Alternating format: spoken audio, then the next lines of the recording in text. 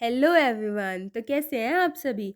अगर कोई कुछ बोल रहा है और आपको समझ नहीं आ रहा है, आपको थोड़ा थोड़ा समझ आ रहा है, थोड़ा थोड़ा समझ नहीं आ रहा, या आपको कोई पर्टिकुलर वर्ड समझ नहीं आ रहा, या आपको कुछ भी समझ नहीं आ रहा, तो आप जनरली क्या यूज़ करते हैं? Can you repeat that? या फिर आप यूज़ करते हैं आई डोंट अंडरस्टैंड। अगर आप थोड़ा अलग साउंड करना चाहते हैं इनसे हटके, तो ये वीडियो सिर्फ आपके लिए बनी है। फर्स्ट वन इज, अगर आपको कुछ भी समझ नहीं आ रहा है तो आप ये फ्रेज यूज करें, this is all Greek to me. मतलब जैसे हमें कोई डिफरेंट लैंग्वेज समझ नहीं आती, वैसे ही मुझे आपकी कही बात समझ नहीं आई, this is all Greek to me. Second one is sorry. This means that you are showing the listener कि आप कोई क्वेश्चन कर रहे हैं और you are showing a doubt. Number three is slightly formal one, excuse me. अब ये दो टोटली डिफरेंट मूड को शो करता है। फर्स्ट वन इज, अगर आपको कुछ समझ नहीं आ रहा है तो आप कहेंगे एक्सक्यूज मी। और समटाइम्स ये शो करता है कि आप किसी चीज़ से ऑफेंडेड है, आपकी बॉडी लैंग्वेज शो कर देती है। अगर आप किसी से ऑफेंडेड है तो आप बोलेंगे excuse me, excuse me. If you didn't get something तो आप कहते हैं व्हाट। अब इस व्हाट की जगह आप बोल सकते हैं pardon, pardon. And if someone says something offensive तो आप बोलेंगे I beg your pardon. Next one is, what was that? What was that? And even better, what was that sorry?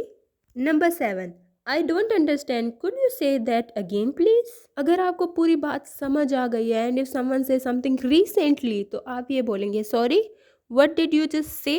या आप बोलेंगे what did you say just then?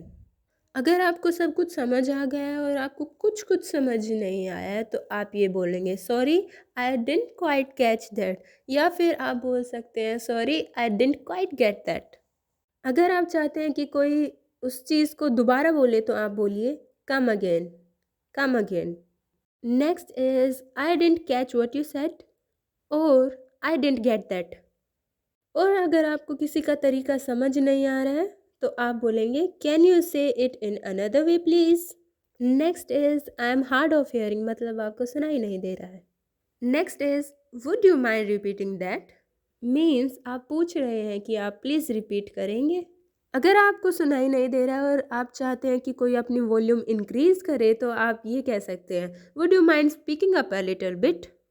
और अगर कोई बहुत ज़्यादा ही स्पीड से बोल रहा है, आप कैच नहीं कर पा रहे, तो आप ये बोलें sorry I am not following what are you saying. या फिर आप बोल सकते हैं wait a second, I am a little bit lost. और अगर कोई बोले ही जा रहा है और आपको बीच में एक पर्टिकुलर फ्रेज या कोई वर्ड समझ नहीं आ रहा है तो आप ये बोलें I am sorry to interrupt but would you mind repeating that. और you can use I am sorry to but in but would you mind repeating.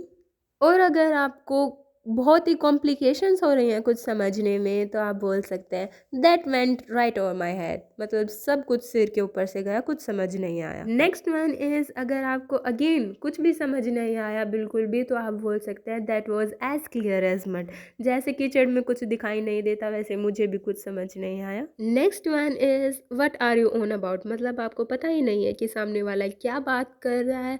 On about something का मतलब होता है टॉक एक्सेसिवली। पूरे फ्रेज का मतलब है means talking from ages. I hope you will like my video and please subscribe my channel. Thank you everyone.